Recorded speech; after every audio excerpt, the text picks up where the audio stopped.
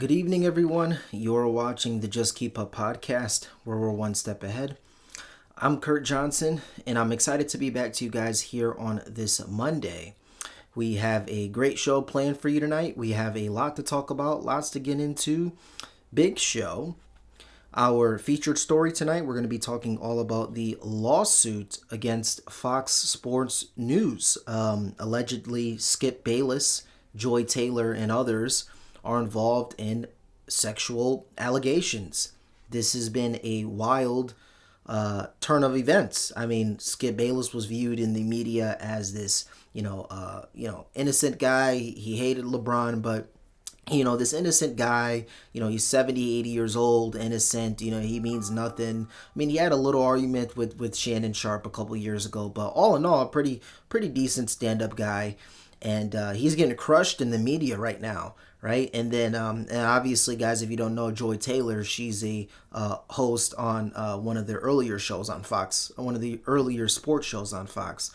And she was deemed a relatively quiet girl in the media as well, and she's getting a ton of backlash. Allegedly, Skip Bayless, it was a hairdresser who is filing a obviously civil lawsuit, not criminal. She's filing civilly, so she wants money, of course.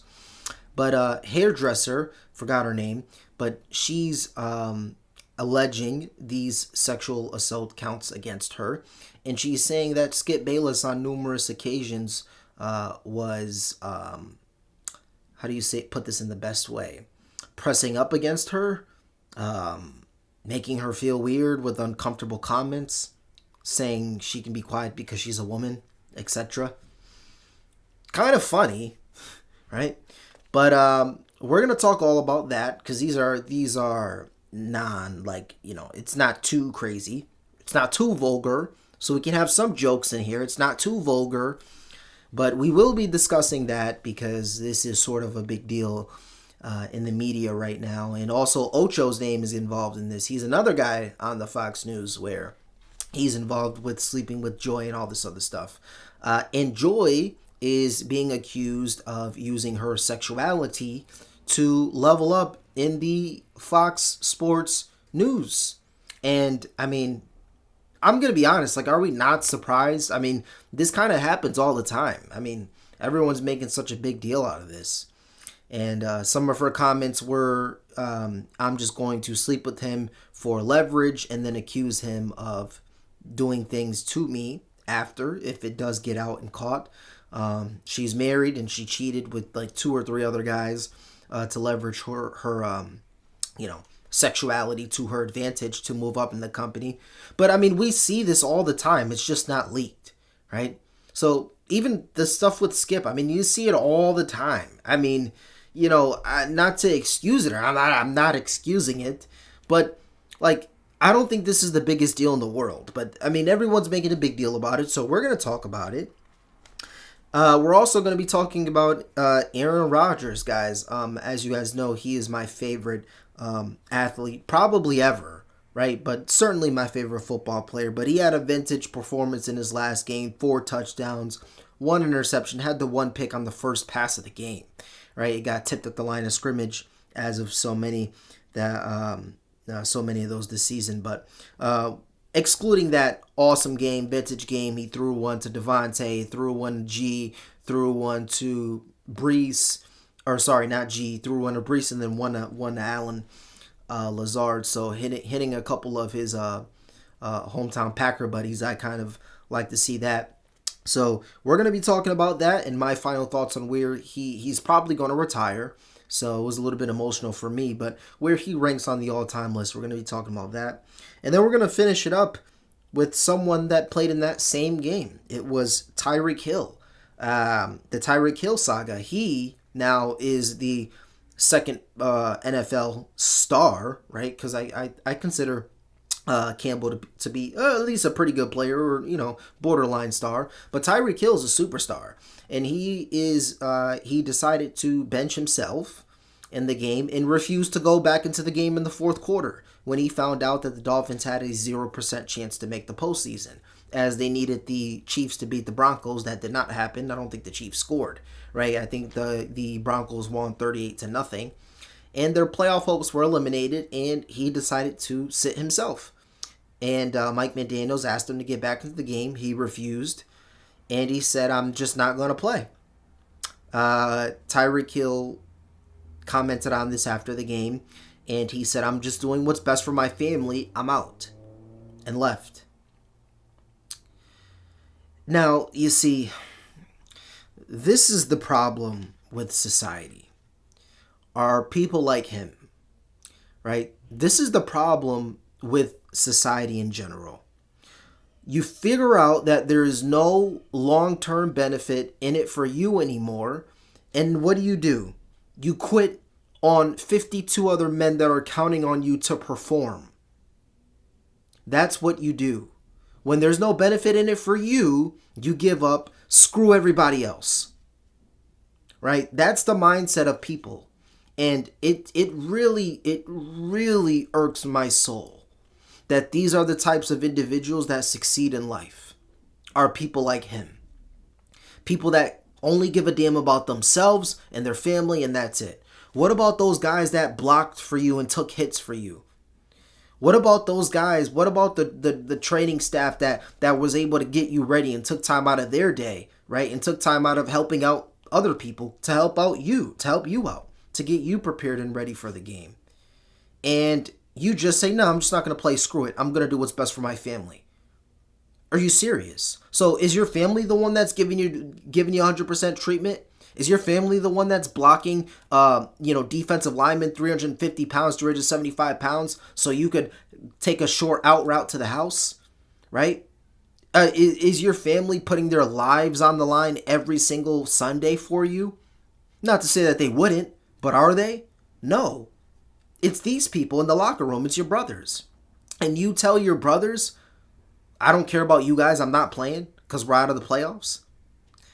And to make matters worse, he then says, "Yeah, man, like I'm an ultra competitor, so this is not new for me. This is new for me. I'm an ultra competitor." No, actually, sorry to inform you, Tyreek Hill, but if you choose not to play, how does that make you an ultra competitor? I'm pretty sure ultra competitors play even if there's nothing to play for. That is the definition of an ultra competitor. What am I missing? So people like Tyreek Hill is the problem in society, and even in a broader aspect in the black community. I mean, I could say it because I'm black, right? But you see this a lot where it's this like stuck up, snarky, right? Like, bro, it's just not needed. It's unacceptable. That's what it is, right? Like, these guys are risking their lives on the field for you, and you're going to request a trade in the 30 minutes after the game? Seriously. You're the one that chose to leave Patrick Mahomes. You're the one that chose to chase money, and now you're mad about the consequences? Unthinkable. Absolutely unthinkable. I might not. That might be it for me, because I'm gonna explode. Like, that might be it for me covering Tyreek Hill, right? But this is insane. I mean, just an idiot, right? And then he changes his profile picture to Antonio Brown, the other retard that decided to stick up the peace sign and take off his shirt and everything and leave during the middle of the game. That's who he changed his profile picture to. So if you're an NFL team out there, I encourage you to think twice about signing a player like that. Where when the going gets tough, bail. That's Tyreek Hill. When the going gets tough, bail. Unbelievable. But we're going to talk all about it. Before we get into it, I'm going to remind you to like and subscribe. Help me to impact and to reach as many people as possible. With in addition to that, guys, follow us on Rumble, guys. Rumble.com. Just keep up podcasts to get a push notification every time we post. And, guys, with addition to that, guys, follow me on YouTube, Kurt's Philosophy. If you're interested in the world's deepest, darkest secrets, follow me on Rumble as well, Kurt's Philosophy. If you're interested in all of that stuff, guys, I'll post a link below as well.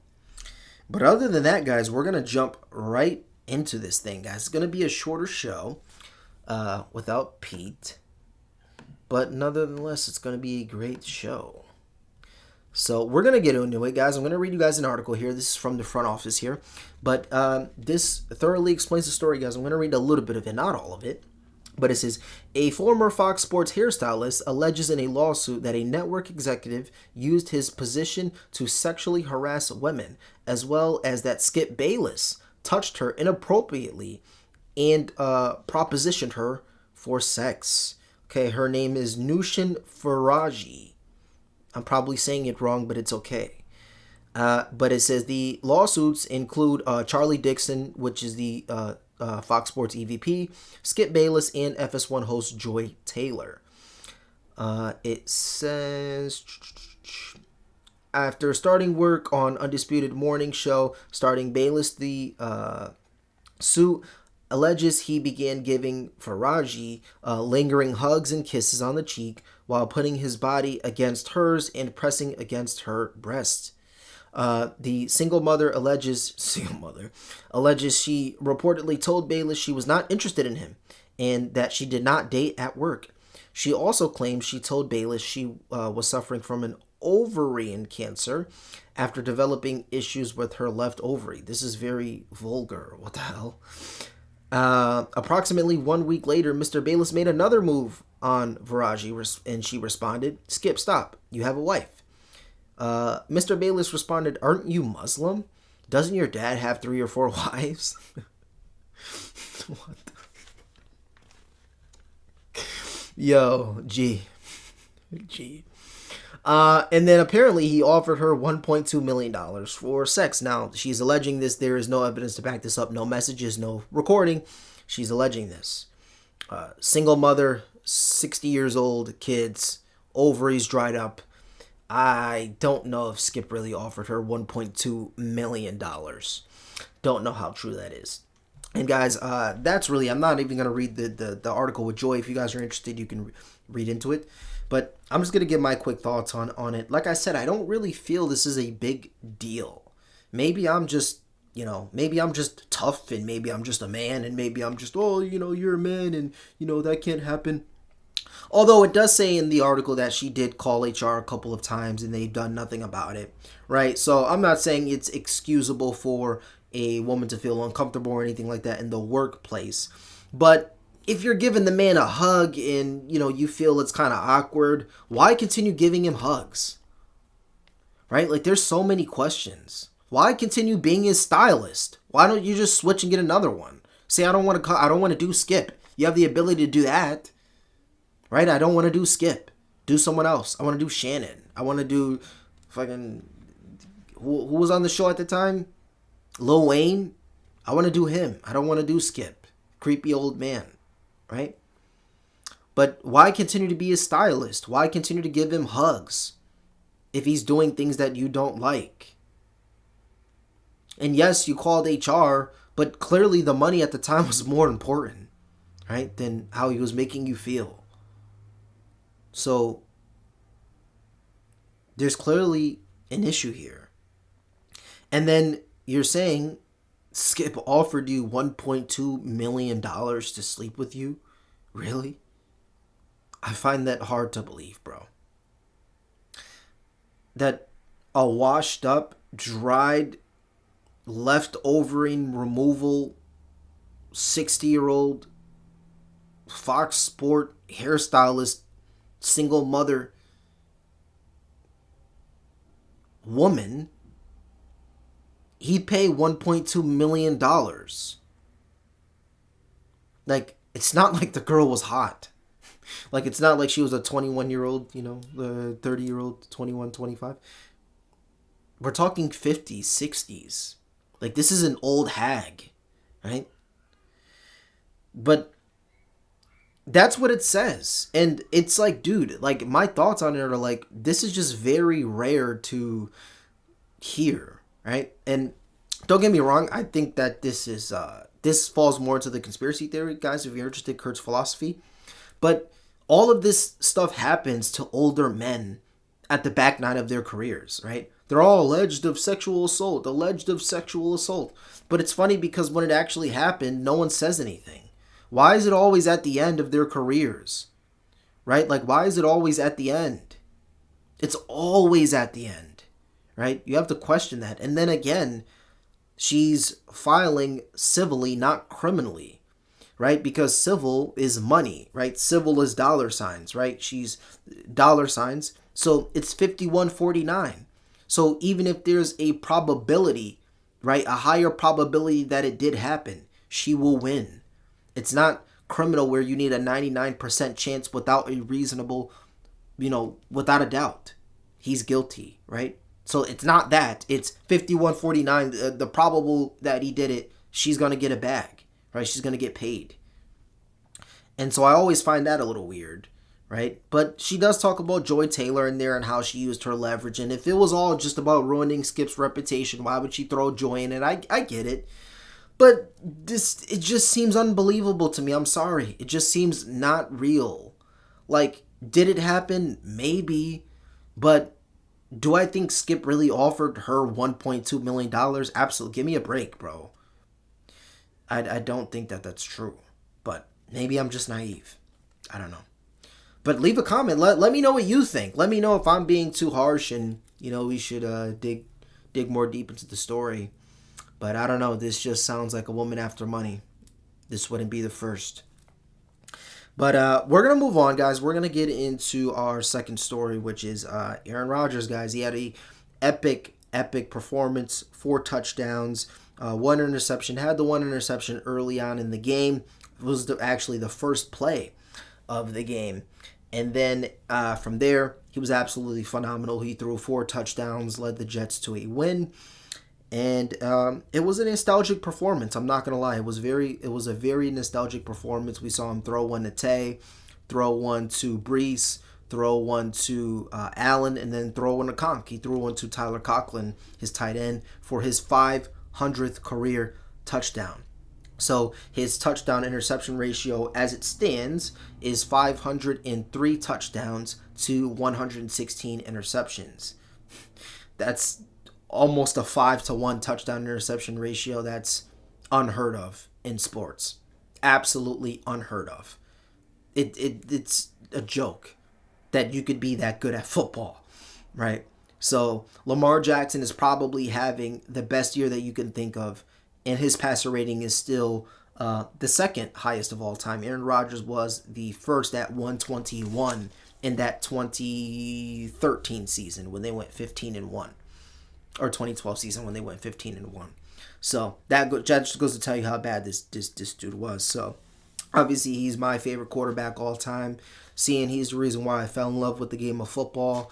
I'm a Packers fan, but I'm also an Aaron Rodgers fan, man. I love how he's authentic. A lot of people hate him. And I don't get it because he is just himself, right? We want players to be themselves and then get mad when they're themselves, right? A lot of people say he's selfish, he's this, he's that, but a lot of people that are calling him selfish are old receivers, right? They're older receivers, right, that played a long time, and they have this gripe with Aaron Rodgers because they liked Brett Favre, their quarterback, before Aaron Rodgers. So that's the reason why they have this gripe with him. But it's fine. I find it kind of funny how everyone that's younger or everyone that's still playing with him loves him, right? All of his teammates now love him.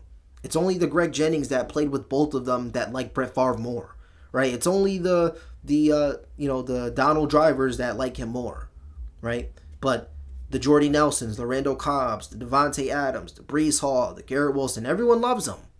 So I don't get it. He's also involved in the political realm as well. So he has a life outside of football as well, which I applaud and I envy, right? I like that about him, that he has a career outside of the game. As you guys know, he was going to be RFK Jr.'s running mate for vice president, right? So he has the ability to think logically and get how he feels out there. So that's I like that, right? So I'm going to be talking a little bit about where does he rank all time. And I personally think he's top 5. I think he's 4. I think it goes Patrick Mahomes, Tom Brady, Peyton Manning, Aaron Rodgers. that's how I think the top 4 goes. I think undisputedly he belongs 4. I think him and Manning, he has a case to be better than Peyton Manning if he could have gotten one more ring. But obviously the stats are there. He has the greatest touchdown to interception ratio of all time. I'm going to say that again because that came out a little weird. He has the greatest touchdown to interception ratio of all time. He has the highest passer rating of all time, right? He has 500 touchdowns, right? So he's had an incredible year. He's had an incredible career, right? On the year he was 28 and I think 13, which is better than a lot of people can say, right? And then for his career, like I said, 503 touchdowns, 116 picks. That's unheard of, right? So I think he's 4. I think it's, again, Patrick Mahomes, Tom Brady, Peyton Manning, Aaron Rodgers, and then Brett Favre 5. He's better than Brett. Every Green Bay fan, everybody agrees he was better than Brett, right? So, but yeah, if this is the end, Aaron Rodgers, I want to take some time from my show to say thank you for all of the memories. I'll always hold them in my heart. They were fantastic memories. Unfortunately, I don't remember because I started watching in about 2011. So I just missed that Super Bowl. I think I started watching the year after. So I never got to experience, fully winning as a Packer fan, as a Rodgers fan. But I do appreciate all of the moments, all the highs, all the lows. He's the reason why I fell in love with the game of football and why I cover it to this day is because of him. So I just want to take some time out to say if this is the end, I appreciate it. And but I hope this is not the end. I hope he plays again. Still has some juice left as we see. But I want to move on. I want to get into our last topic. I want to try to stay right at the 30-minute mark, maybe a little less. So this our last topic is Tyreek Hill, the saga. So like I said, they offered him to come back into the game in the third quarter. Near around the third quarter, they had found out that they had gotten eliminated from the playoffs. They needed the Broncos to lose. They needed the Chiefs to win. The Broncos ended up winning that game 38-0. Mid-third quarter, they found that out. And so Tyreek Hill thought it was best to not play. And again, Mike McDaniel said, hey, can you get in the game? We need you to play. Here's this. And Tyreek Hill just refused to get into the game. Unbelievable. And I mean, that type of behavior is absolutely unacceptable, right? Because again, the same standard applies to when I talked about it for Devondre Campbell, right? There are so many people depending on you. It's not just you. You don't live in your own bubble and you could do whatever you want. Who do you think you are? Who do you think you are? You're a player. If your coach asks you to do something, you do it. You get paid millions of dollars to do that. And your excuse is, I have to do what's best for my family? You already did. That's why you're here right now. Remember? You used that same excuse when you left the Chiefs? Do you remember? You used that same garbage excuse. So get your ass back on the field. Why can't we talk to players like this? Why do we have to coddle players? They make millions of dollars to get on the field. Do your job. It doesn't matter the score. We saw a 40-year-old Aaron Rodgers with nothing to play with played hard in his last game. We saw Garrett Wilson out there. We saw his own teammates, Jalen Waddle, Jalen Ramsey, right? We saw Calais Campbell. We saw all of his teammates out there. Why can't you be out there? You're too good? You're too good? Unbelievable. So, I mean, no one should want a guy like that on their team. And I can promise you this is going to hurt his stock. Because no matter how good you are on the field, you need a locker room that galvanizes behind your best players. And I can promise you, people will not be galvanizing around a player that quit on his team mid-third quarter when he found out that he was no longer going to make the postseason, and he blames it on he has to do what's best for his family, tells his coach he's not getting in the game, and requests a trade 30 minutes after the football game. Unbelievable. Unbelievable. In my opinion, I wouldn't even give him a job. Go take care of your family, buddy. Unbelievable. But I want to move on. I want to get to the end of the show, guys. It was a massive show. We went over the lawsuit against Skip Bayless, Joy Taylor, and the executive of Fox News Sports. We went over Aaron Rodgers, and if this is the end, we love and appreciate you. And then we went over the goofball, phony, right, fake, disgusting, deliberate, degenerate Tyreek Hill. So, but that's it, guys. I want to end the show there. I'm going to remind you to smash the follow button here on Rumble to get a push notification every time we post. If you are watching on YouTube, guys, I appreciate it. Definitely like and subscribe. Help me to impact and to reach as many people as possible. And then again, guys, follow me on YouTube, guys, Kurt's Philosophy. I'll post the link below if you're interested in the world's deepest, darkest secrets. And follow me on Rumble as well. And guys, Pete's on a little vacation, guys, so he'll be back on, if not Friday, it'll be Monday show, so it'll just be me again on Wednesday. We're going to have a casual Wednesday. I'm thinking about combining Kurt's Philosophy and the Just Keep Up podcast on Wednesday since it's casual Wednesday. I don't know. We'll see how that goes. But I'm going to be running everything again, so I hope you guys enjoyed, and I will talk to you guys again on Wednesday, guys, and thank you so much for watching.